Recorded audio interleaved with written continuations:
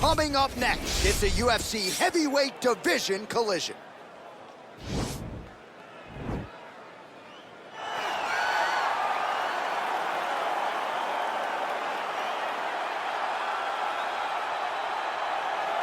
All right, well, he's one of the more accomplished Brazilian Jiu-Jitsu practitioners in this division, DC, and I know how many chokes you have in your arsenal. Offensive Jiu-Jitsu, defensive Jiu-Jitsu, doesn't get much better than this guy. It doesn't get as high level in terms of the Jiu-Jitsu knowledge. He knows in every exchange that he's the guy that's processing things at a different level. From the armbar submissions that he has shown in the octagon to the beautiful guillotine chokes that he does over and over again. And don't think that he won't roll for a knee bar and get a submission. Right. It's just constant danger when you're in the jiu-jitsu with this guy. And even the high-level wrestlers that he's fought have paused to try to take him down because of that patented guillotine. It's so truly a case of pick your poison with this Brazilian jiu-jitsu practitioner.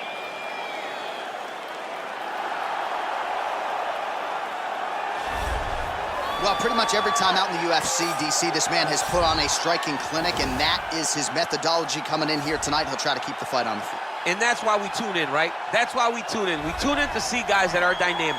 We tune in for the speed.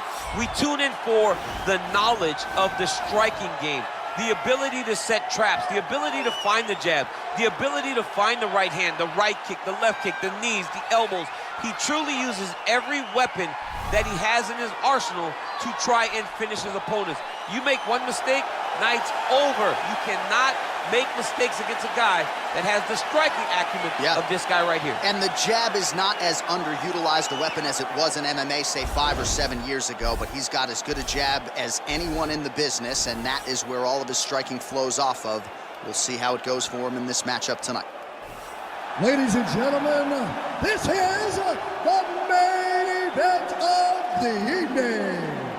And when the action begins, a referee in charge of the octagon, Sìhng Lùhng.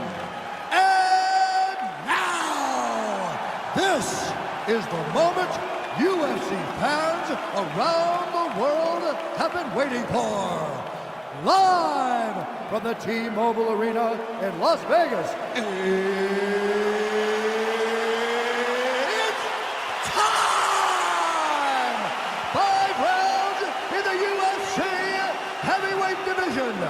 introducing first, fighting out of the blue corner.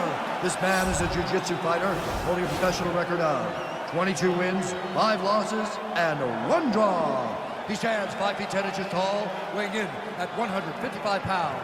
Fighting out of Yorba Linda, California, USA, Beneil Dariush. And now introducing his opponent, fighting out of the red corner. This man is a kickboxer, making his professional debut here tonight. He stands 6 feet 1 inch tall, weighing in at 165 pounds. Bad Intentions.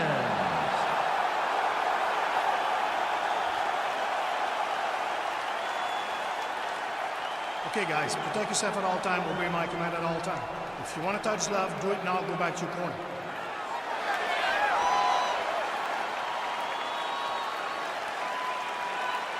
You ready?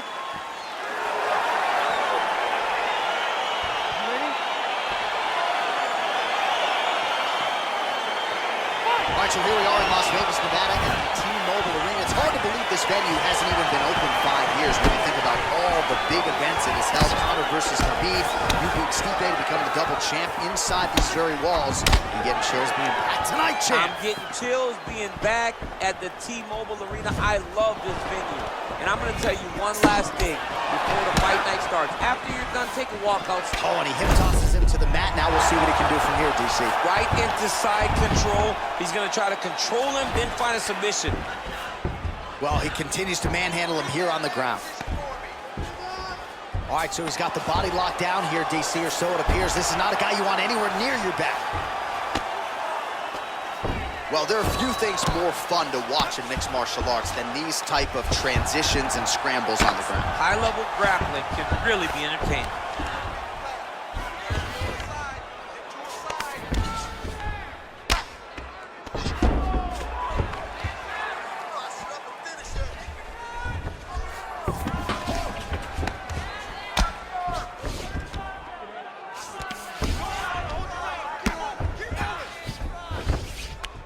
All right, he's got the hooks in, DC, working off of his back. Now look for him to attack the neck of his opponent to try to get the rear choke. Dariush is right back to the full mount.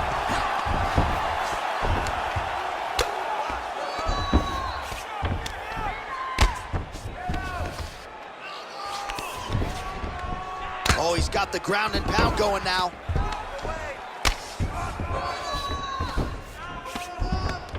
Posturing up now.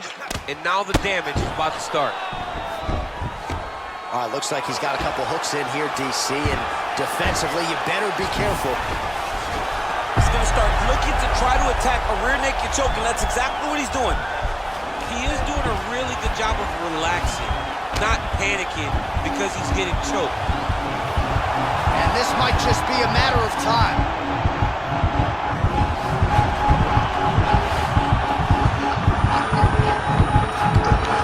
There is the tap. So he submits courtesy of the rear naked choke. That guy's got to squeeze him. He does a great job securing the position, getting under the neck, and then hiding his hands in order to get the finish. Fantastic performance by this fighter. He's done, he's done! Oh my goodness, what a fight.